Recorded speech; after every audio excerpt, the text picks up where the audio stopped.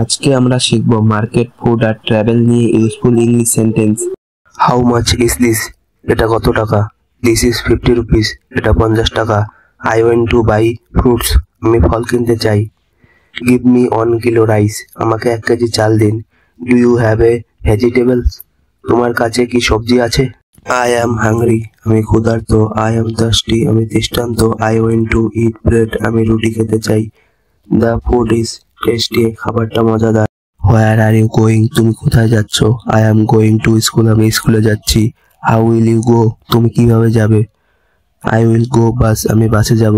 Do you like to travel? তুমি কি ভ্রমণ পছন্দ করো? Yes I like to travel. হ্যাঁ, আমি ভ্রমণ পছন্দ করি।